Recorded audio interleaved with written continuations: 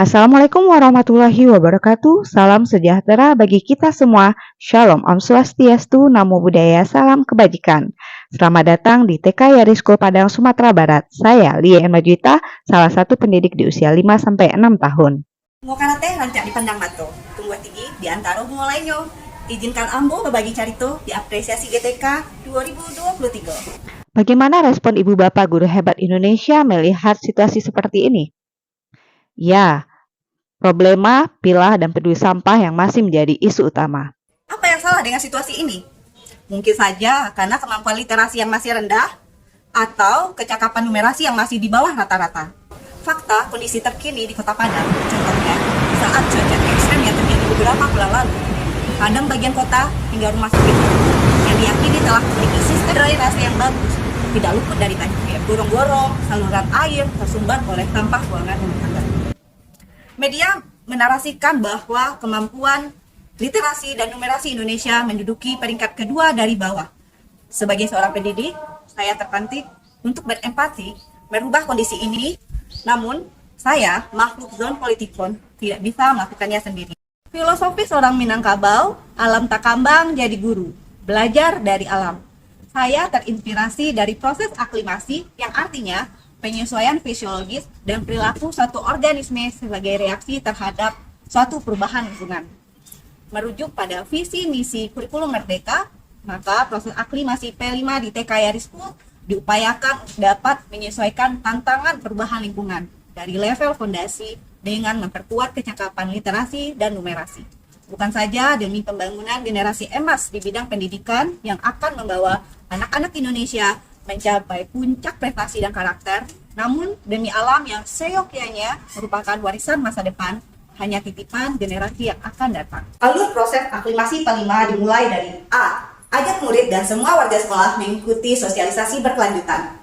Edukasi tentang pentingnya menjaga lingkungan perlu dilakukan secara masif dan menyeluruh, mulai dari semua warga sekolah. Khususnya proyek P5, perlunya pembentukan tim fasilitator sebagai wadah diskusi guru, di mana masih adanya miskonsepsi yang harus diluruskan. Project Based Learning bukanlah P5, namun P5 menggunakan pendekatan PJBL yang berbeda dengan pembelajaran berbasis proyek dalam program intrakurikuler di kelas. Sehingga tim fasilitator yang dibentuk oleh kepala sekolah, di mana saya sendiri diamanahkan sebagai ketua tim untuk proyek tema Aku Sayang Bumi, perlu menyusun rancangan proyek berdasarkan hasil asesmen awal peserta didik yang beragam. Menyusun asesmen proyek yang berfokus pada dimensi, elemen, subelemen, profil pelajar Pancasila. Memetakan gaya belajar dan minat peserta didik, serta menyusun laporan pencapaian peserta didik. K.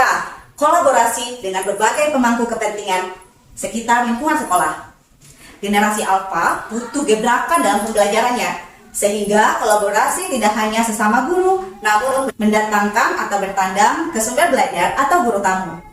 Dalam proyek Pesona Karya Lindungi Bumiku, tim fasilitator telah berhasil membangun kemitraan yang berkelanjutan dengan figur seniman, pemerhati lingkungan hidup, dan menjalin kerjasama dengan rumah kreatif di Kota Padang. L. Libatkan pemanfaatan teknologi informasi dan penggunaan sosial media. Tuntunlah anak sesuai dengan zamannya. Generasi digital native begitu sebutan untuk anak-anak zaman sekarang sudah sangat akrab dengan berbagai kecanggihan teknologi. Konten-konten digital yang mudah diakses, terutama anak-anak di perkotaan, seperti kondisi yang dihadapi oleh guru di TK Yari School. Dampak positif atau negatif tentu menjadi perhatian orang dewasa di sekitar anak. Oleh sebab itu, memanfaatkan media teknologi informasi dengan bijak sangat perlu digalakkan. Informasi tentang isu global warming, sustainable, atau gaya hidup berkelanjutan dapat diakses dengan mudah. Guru juga dituntut kreatif, menambah bahan bacaan melalui aplikasi digital, memanfaatkan sosial media seperti Reels dan TikTok sebagai media kampanye jaga lingkungan.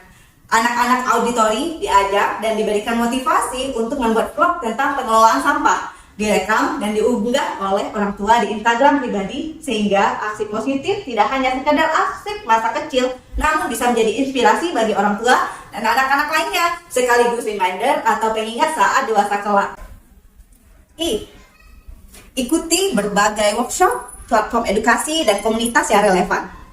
Terinspirasi prinsip pembelajar sepanjang hayat, Ki Hajar Dewantara, TK Yaris School juga memiliki jargon yang sama, yaitu Lifelong Learner, Fun Learning for a Brighter Future. Aktualisasi potensi dan upgrade ilmu sangat perlu sekali. Guru harus bisa mengatur jadwal, memilah materi yang relevan, atau menunjang kompetensi lainnya.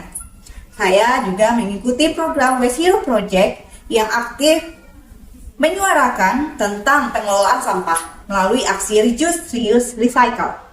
Belajar secara mandiri di platform Merdeka Mengajar tentu sangat membantu dalam mengakses info terkini terkait pelaksanaan Merdeka Belajar, terutama dalam pengoptimalisasian proyek penguatan profil pelajar Pancasila serta komunitas belajar baik di sekolah maupun luar sekolah. Maksimalkan upaya koordinasi dan kolaborasi. Bersama tim fasilitator, saya sendiri tentu tidak bisa menjalankan program tanpa dukungan dan kerjasama rekan sejawat dan dampingan kepala sekolah. Di sini, guru perlu memahami penggunaan komunikasi efektif dalam berinteraksi saat mendiskusikan berbagai ide kreatif dengan lebih leluasa, nyaman, dan solid. Sehingga di kelas pun bisa menjadi fasilitator dan pendamping yang berkompeten mengkomunikasikan isu-isu relevan dalam proyek tanpa mengesampingkan hak anak untuk memiliki voice and choice, menjembatani aspirasi dan menentukan pilihan secara mandiri. Amalkan dalam kebiasaan sehari-hari. Pengelolaan sampah tidak hanya terputus saat pelaksanaan proyek semata. Pembiasaan dengan menjadikan diri sebagai role model bagi anak yang akan membawa praktik baik ke rumah perlu ditanamkan dimanapun berada. Anak-anak yang cepat meniru sebaiknya disuguhkan konten berfaedah dengan penguatan media literasi melalui bacaan-bacaan positif dan aksi nyata dari orang-orang dewasa di sekitar anak, mempunyai peranan penting dalam membentuk karakter mereka. Sinergikan dengan berbagai aspek. Pasca pelaksanaan proyek, kebiasaan baik yang telah terbentuk dapat dalam keadaan baik dengan negara yang tidak terpakai.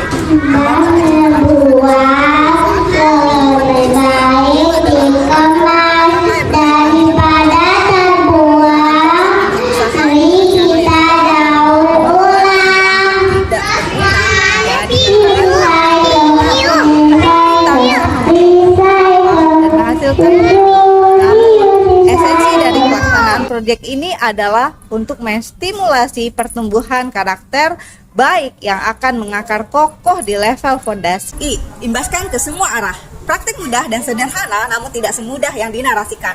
Karena masalah ini tidak hanya terjadi di satu lingkungan sekolah saja, namun problema masyarakat yang tinggal di puluhan atau ratusan kilometer dari sekolah. Maka aksi ini perlu disebarluaskan dalam kegiatan-kegiatan pertemuan gugus di kecamatan atau antar kecamatan.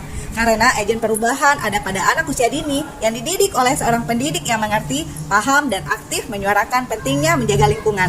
Hal ini juga bisa dilakukan secara daring melalui fitur komunitas di platform Merdeka Mengajar. Proses aklimasi yang telah diikuti dengan sabar menunjukkan hasil yang efektif dalam pelaksanaan P5.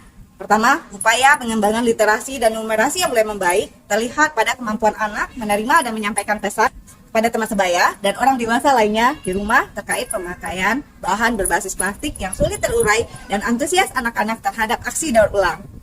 Dampak langsung pada pengembangan karakter pendidik sendiri, guru belajar membangun komunikasi efektif dan bersikap proaktif, inisiatif, serta responsif tidak hanya terhadap murid di kelas, namun juga dengan sesama rekan sejawat yang melibatkan orang tua sebagai mitra terdekat dan lingkungan masyarakat.